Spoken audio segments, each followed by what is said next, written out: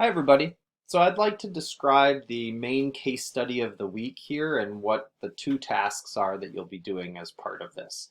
So when you open this, obviously you're watching this video. You're going to see at the top here some color-coded stuff and a table and questions. And I'd like to explain what you're going to be doing with this. So you have two tasks today. The first task is going to take a little while. The second task will take about 1 minute. So task number one is going to be to answer this ethical question. Now, well, or consider this ethical question. Actually, you're not going to really answer it right now. You're just going to consider it. And the question is, should Dennis be allowed to reject medical treatment that would save his life? Um, and you're going to be doing a little reading, a background reading about a real life case study. It happened out in the state of Washington. And you're going to begin by thinking about one of the legs of our stool. So again, if you didn't do the last week's work already, go back and do that because it won't make sense without this understanding the bioethical stool. But we're going to take the question, which is on the top of the stool. What action should we take? Should we allow him to reject medical treatment? And we're going to start by considering the leg of the stool that has to do with the facts of the case. So you're going to be reading this case, and you're going to list any key legal and medical facts. So facts are not opinions. They're not what people want to do. Okay, so you're not going to write down, oh, Dennis would like to reject the treatment and Dennis's mom would like to do this. That's not a fact. Okay, that's an opinion. That's what they want to do.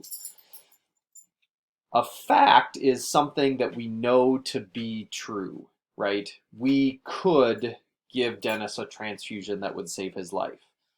If he does not get the transfusion, his chance of surviving is this.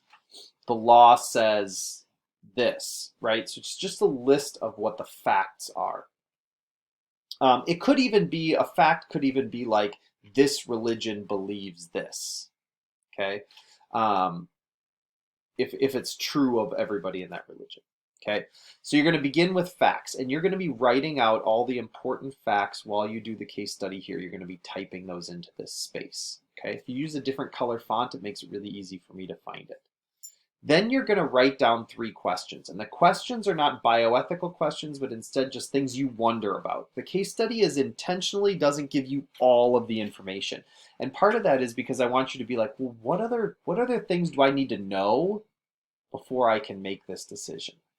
And you're going to pick 3 things you need to know. They could be things you would need to know to make the decision, things that are unknown in the case study but might be important.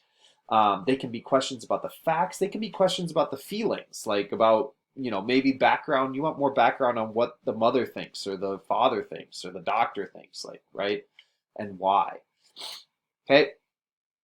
Once you've got those questions written in the facts, so we've kind of talked about one leg of the stool and thought about what we still don't know, we're going to consider the other 2 legs. So you'll see a table here. And in the first column are the stakeholders. They go with the facts. And then we have the decision or action. That's the top of our stool. We're going to list what each of these people want to do. So you're going to try to identify based on the reading. What does Dennis want to do? Well, we can guess maybe from the question what Dennis wants to do, right? But what do the doctors want to do? What do his biological parents want to do? What does his aunt want to do? And then you're going to list the values they're displaying by making that decision, okay? Make sure you're using the main bioethical values that we identified in week 1. Go back to those notes. And then you're going to list the bioethical decision or bioethical approach they want us to use when they make that decision. So this is that 3rd leg, right? We've got the values leg, we've got the bioethical approach, and the stakeholders and facts. And all those will support the decision. Again, refer to the notes on the bioethical approaches. Make sure you're using common bioethical approaches. And all I need you to do here is list the bioethical approach you think matters. Now here's the case study, right? So take a little while to read that. Give yourself some time. And as you find facts, just record the facts here. As you have questions, record the questions here. And then go back at the end and fill this table in, okay? Now that's going to take a little while. And that's your main task for the week. It's due on Friday, and when you're done with it, task 2, the only other thing you need to do this week, is to open up a link in Schoology titled Dennis's Decision Silent Debate and sign up. Okay, and when you open it, it's going to look like this. And you are going to sign up for a partner position. There's going to be 2 people that are involved in a silent debate. I'm going to give you some more instructions when you go to the sheet, but you're just going to put your name in one of these columns based on the instructions there. Should take about a minute or 2. Instructions are really quick, and then you're done for the week.